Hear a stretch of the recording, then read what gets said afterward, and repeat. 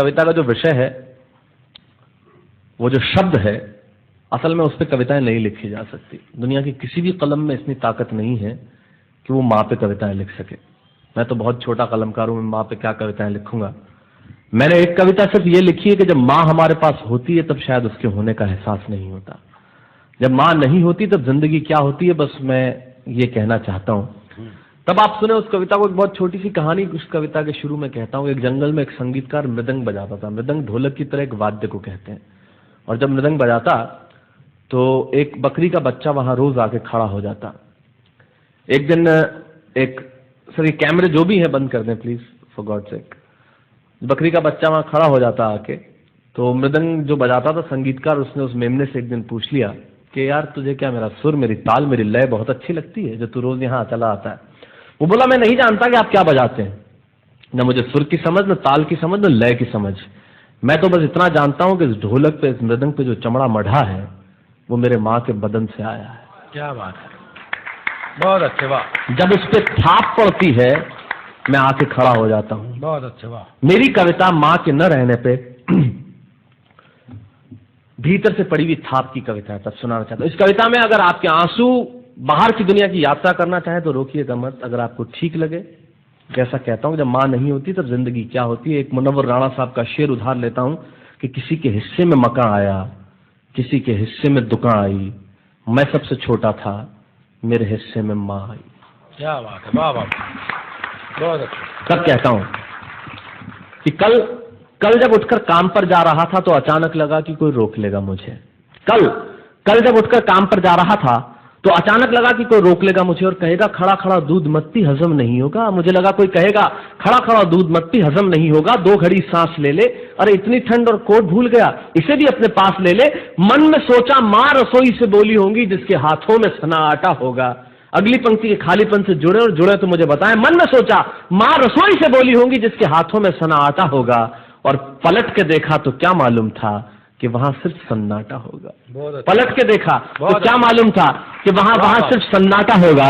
अरे अब हवाएं ही तो बात करती हैं मुझसे। जब कोई नहीं होता तब अंतरिक्ष बात करता है, निर्वात बात करता है, वैक्यूम बात करता है। तब कहता हूँ अरे अब हवाएं ही तो बात करती है मुझसे। लगता है जब जाऊंगा किसी खास काम से तो कोई कहेगा दही शक्कर खा ले बेटा, अच्छा शगुन होता है। कोई कहेगा गुड़ खा ले बेटा, अच्छा शगुन होता है।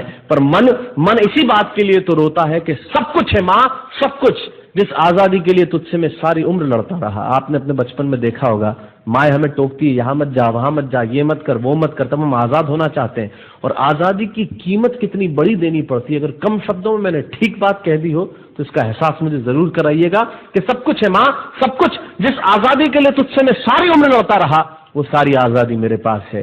फिर भी न जाने क्यों दिल की हर धड़कन उदास है। कहता था ना तुझसे मैं वही करूंगा जो मेरे जी में आएगा, और आज मैं वही सब कुछ करता हूं जो मेरे जी में आता है।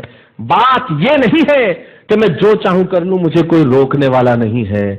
बात है तो इतनी सी कि सुबह देर से उठूं ना तो कोई टोकने वाला नहीं। बहुत अच्छे, वाह वाह, बहुत अच्छे, वाह वाह वाह वाह। बात है तो इतनी सी कि सुबह देर से उठूं ना तो कोई टोकने वाला नहीं है।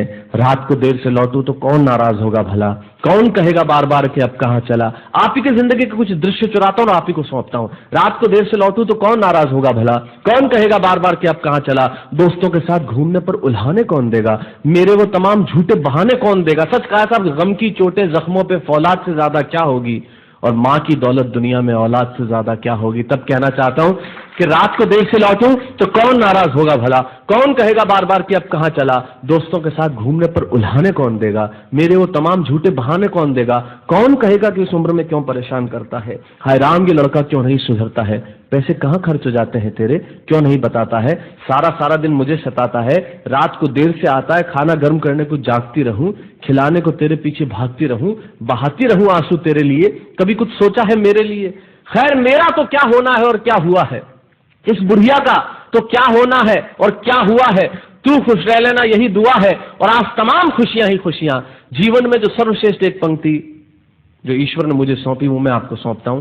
कहीं कोई कविता नहीं है, एक बहुत सामान्य सी बात जो बहुत सामान्य ढंग से मैं कह रहा हूं।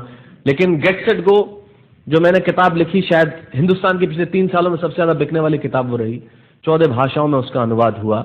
वाह में मैं रोज टीवी पे बोलता हूँ, मेरे लाखों लफ्ज कुर्बान करता हूँ सिर्फ उस एक पंक्ति पे जो ईश्वर ने मुझे सौंपी, और कहीं कोई कविता नहीं है, आप ही का भाव आपकी उठा को सौंपता हूँ और देता हूँ, और जिस विश्वास के साथ मैंने लिखा उस विश्वास के साथ आपको देता हूँ कि मेरा तो क्या होना है और क्या हुआ है, इस बुढ़िया का तो क्या होना है और क्या हुआ है, तू खुश रह लेना, यही दुआ है। और आज तमाम खुशियां ही खुशियां, गम ये नहीं है कि कोई ये सब खुशियां बांटने वाला होता, पर कोई तो होता जो गलतियों पे डांटने वाला होता। बहुत अच्छे, वाह वाह वाह वाह, बहुत अच्छे, वाह।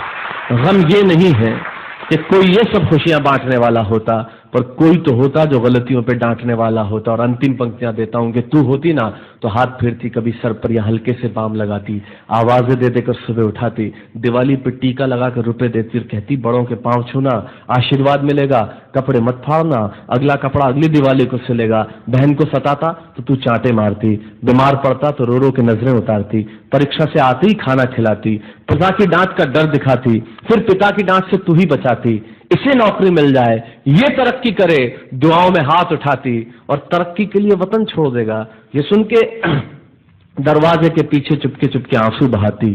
सब कुछ है माँ, सब कुछ, आज तरक्की की हर रेखा तेरे बेटों को छू के जाती है, पर माँ हमें तेरी बहुत याद आती है। बहुत अच्छा।